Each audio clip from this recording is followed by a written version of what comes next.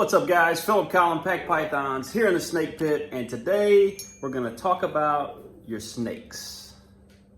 You know, like we always do. Why is Lola on paper? The eagle-eye viewers will have noticed that I have one snake that is not on cocoa chip or cocoa husk or whatever you call it. She's on paper towels, and we'll get to that in a second.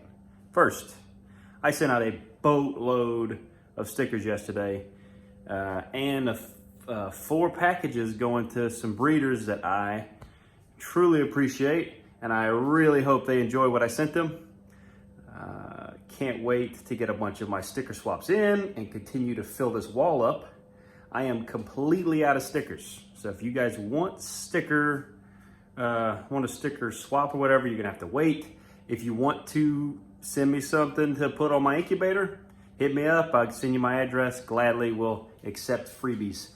But before we get to this, it's my birthday. Hey, I get to go to work today. You know, whatever. You know, the working dad life. I'm 31 years young, feeling great, except for, you know, minor aches and pains. 30 years old kind of hits hard, you know. But let's get to Lola. She's not down here, she's up here. Lola came from another breeder. She's a big, chunky female. Very, very sweet snake.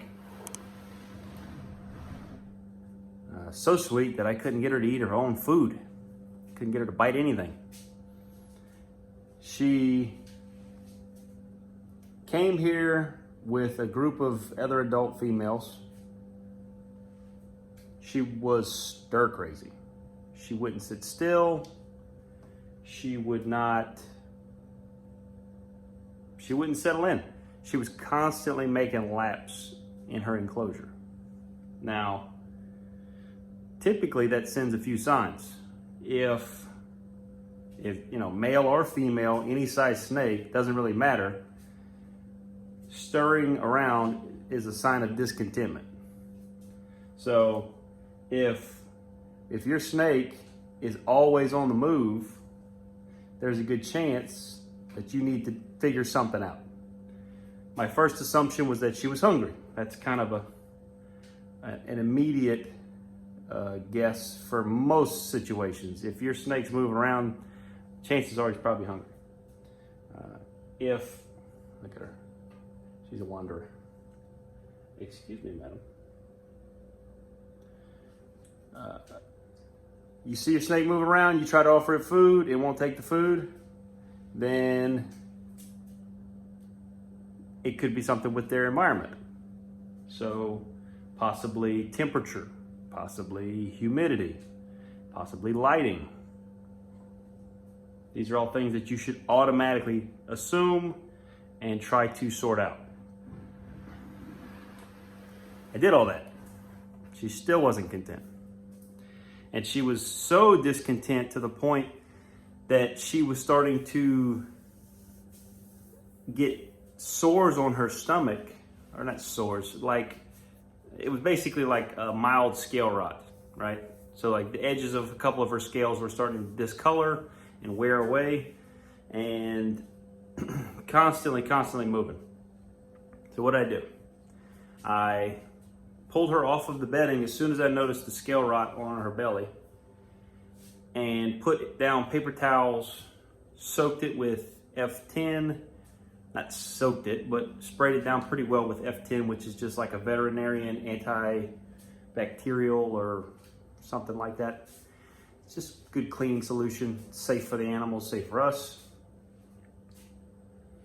And was going to just leave her on that just so that she could kind of get her sores clean or whatever and settle back in. Hopefully that would help with the scale rot. Her very next shed, all of that cleared up completely.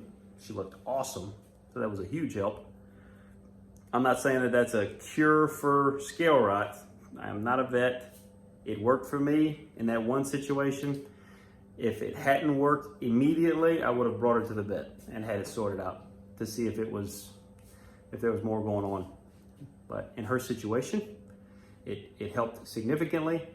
And once I put her on that paper, she totally chilled out.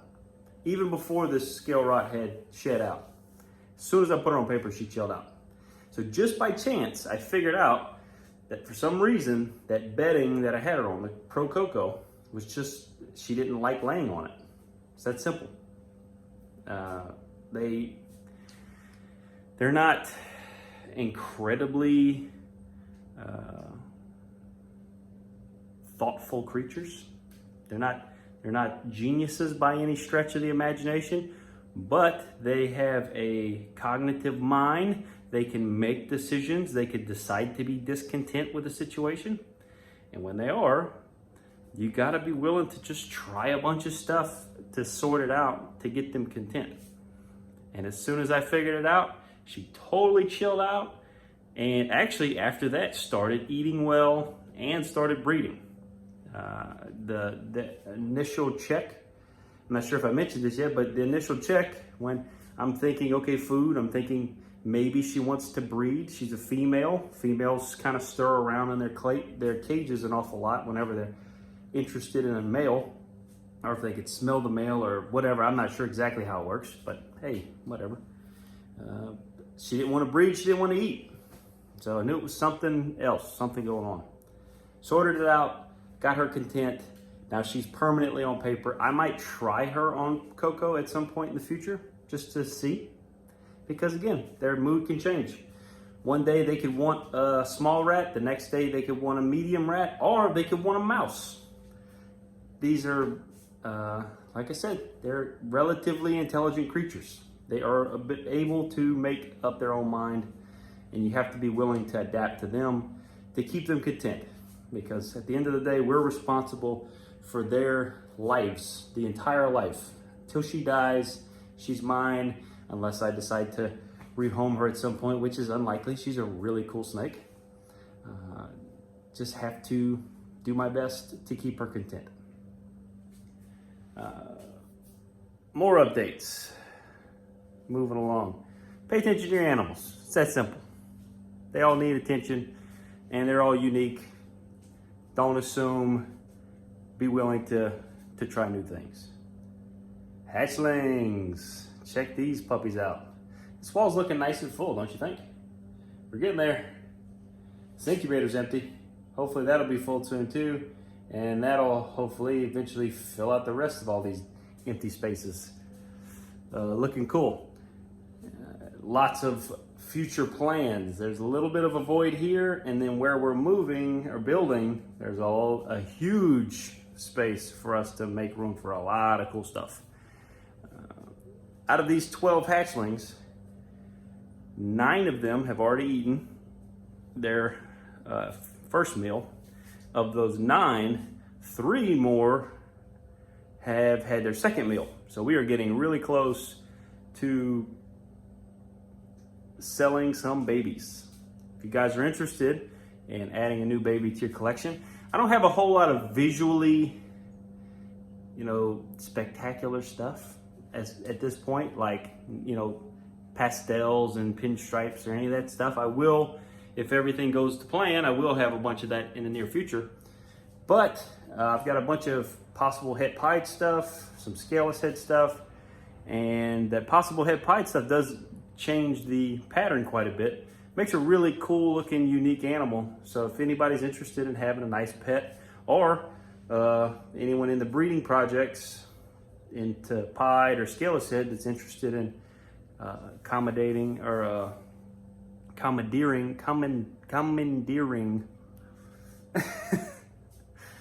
a new addition to their collection, stay tuned. I'll have that up on Morph Market maybe today. It's my birthday. I might get drunk tonight. I don't know. I might do it tomorrow. We'll see. Sometime soon, they'll be up on the internet, and I'll share it on social media, Instagram, Facebook. If you're not following me there, definitely go hit me up. But Anyways, it's 3 in the morning. I gotta get to work. Me and Bonnie got a trip to Atlanta today. You guys are awesome. Thanks for sticking around to the end. Comment down below. Tell me happy birthday. Make me feel good. I don't care. You don't have to do that. You guys are awesome. Y'all take it easy. If it ain't easy, don't take it. Peace.